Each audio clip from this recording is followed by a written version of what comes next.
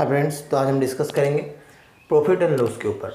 तो दोस्तों profit and loss के कुछ क्वेश्चंस, इंपॉर्टेंट क्वेश्चंस को करेंगे हम लोग, जो ये डीएचएस का जो अब एग्जाम्स होने वाला है वहाँ ऐसे क्वेश्चंस पूछे जा सकते हैं। तो यहाँ देखो कि फर्स्ट जो क्वेश्चन है, a toy is bought for ₹150 and sold at a gain of 8%, तो फाइंड इट्स सेलिंग प्राइस। ठीक है, तो अब इस क्वेश्चन को कैसे करोगे? तो यहाँ देखो कि सबसे पहले दिया हुआ है क्या है कि अब यहाँ दिया हुआ है बॉट फॉर ₹150, यानी हो गया ये आपका किन रहा है, यानी दैट मीन्स हो गया आपका कॉस्ट प्राइस है ना। अब उसके बाद सोल्ड कर रहा है कितने पे, गेन 8% पे। ठीक है, तो 8% का प्रॉफिट हो रहा है जब वो क्या हो रहा है, सब उसे सोल्ड कर रहा है। ठीक है ना, तो सेलिंग प्राइस क्या होगा ये आपसे पूछ रहा है। तो ऐसे क्वेश्चंस को कैसे करेंगे, तो देखोगे इजी है। सबसे पहले हम क्या करेंगे, कॉस्ट प्राइस को हम एज्यूम कर लेंगे 100। ठीक है, अब एज्यूम किए हो कितना 100, तो हमारे पास में क्या है, गेन कितने का हो रहा है 8%। तो अगर ये 100 रुपीज़ कॉस्ट प्राइस है और गेन कितने का हो रहा है 8%, तो अब अगर हम इसका 8% को फाइंड करें तो ये कितना होगा दोस्तों, ये हो जाएगा आपका 8 रुपीज़, है ना। क्योंकि 100 में अगर गेन है 8%, तो अगर हम 8% को फाइंड करें तो 8 रुपीज़ होगा। ठीक है, तो बट वो क्या हो रहा है, गेन है, तो अब ये सेल कितने में करेगा, 108 में करेगा, तभी तो जाके क्या होगा, ये आपका गेन होगा 8% का। ठीक है, ये तो क्लियर हो गया। तो ये हो गया आपका सेलिंग प्राइस। ठीक है, तो दोस्तों अब यहाँ देखोगे हमें फाइंड करना है सेलिंग प्राइस, बट ये जो सेलिंग प्राइस आया है 108, ये किस पे आया है, ये हम लोग एज्यूम किए थे 100, इस पे आया ना। तो हमें फाइंड क्या करना है, 150 पे हमें पता लगाना है कि सेलिंग प्राइस क्या होगा। ठीक है, तो यहाँ जो हमारा कॉस्ट प्राइस है 100, ये किसके बराबर है, 150 के बराबर है। तो हम क्या लिखेंगे, 100 कॉस्ट प्राइस पे ये हो गया 150 यूनिट। सो 1 पे कितना होगा, 150 डिवाइड बाई 100। अब हमें क्या फाइंड करना है, सेलिंग प्राइस। तो सेलिंग प्राइस मेरा क्या है 108, ये एज्यूम किए थे ना हम लोग, तो इनटू हो जाएगा दोस्तों 108। ये जीरो से ये जीरो कैंसिल। अब उसके बाद 5 से कैंसिल करते हैं, ये 3 टाइम्स, और ये 5 से कैंसिल करोगे 2, इसको 2 से कैंसिल करते हैं 5, और ये हो गया 4, इनटू कर देंगे और ये आंसर आ जाएगा सेलिंग प्राइस। 4 3 जा हो गया 12, कैरी 1, 5 3 जा हो गया 15, 160, यानी हो जाएगा ₹162 पे सेल करेगा दोस्तों। तो उससे क्या होगा, 8% का प्रॉफिट होगा। ठीक है, तो ये हो जाएगा सेलिंग प्राइस आपका 162 रुपीज़।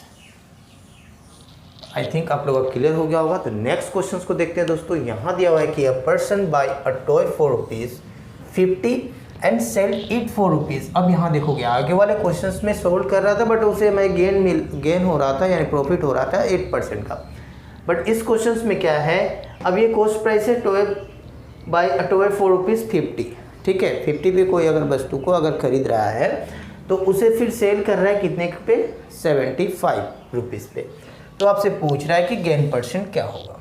इजी क्वेश्चन है, तो हमें पता लगाना होगा कि गेन कितने का हो रहा है। तो कैसे फाइंड करेंगे, सेलिंग प्राइस से माइनस कर देंगे कॉस्ट प्राइस को। ठीक है, तो 75 माइनस 50 करेंगे, 75 माइनस 50, तो ये हो जाएगा 25 रुपीज़ का प्रॉफिट होगा। बट आपको फाइंड क्या करना है, गेन परसेंट यानी प्रॉफिट परसेंट। तो प्रॉफिट परसेंट का फार्मूला क्या होता है दोस्तों,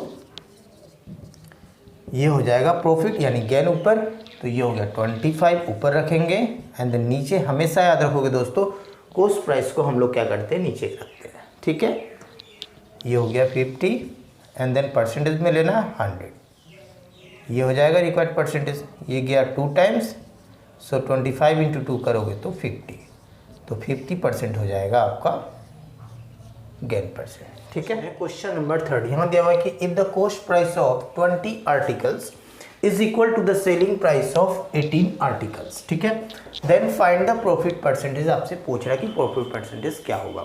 अब इस क्वेश्चन को कैसे करोगे, तो सबसे पहले यहाँ हम देखेंगे, अब इस क्वेश्चन का ट्रिक क्या है, देखोगे कॉस्ट प्राइस ऑफ 20 आर्टिकल ना, तो हम यहाँ लिखेंगे 20 CP यानी cost price is equals to 18 article यानी 18 SP।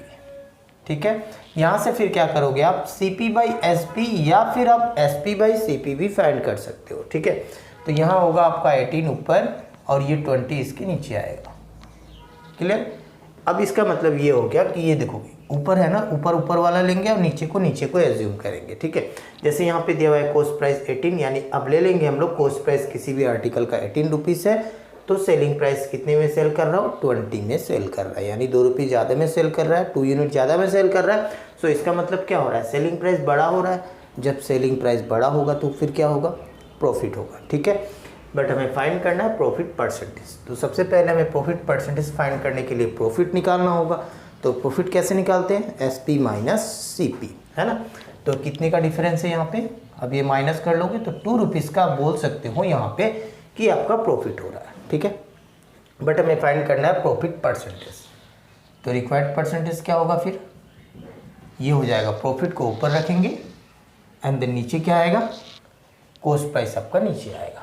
तो ये हो गया 18 एंड देन परसेंटेज में लेना है 100, ये हो जाएगा रिक्वायर्ड परसेंटेज। ठीक है, 2 से कैंसिल करते हैं, ये 18 को 9 बार, सो आपको मिला क्या, 100/9। इसको आप ऐसे लिख सकते हो मिक्स फ्रैक्शन में, 11/9 परसेंटेज का दोस्तों क्या हो रहा है, प्रॉफिट हो रहा है। ठीक है ना, 11/9% इस क्वेश्चन का आंसर हो जाएगा। ठीक है, तो नेक्स्ट क्वेश्चन को देखते हैं। अ person buy a watch for ₹500 में किसी वॉच को खरीद रहा है, उसके बाद उसे सेल कर रहा है कितने में, 300 में।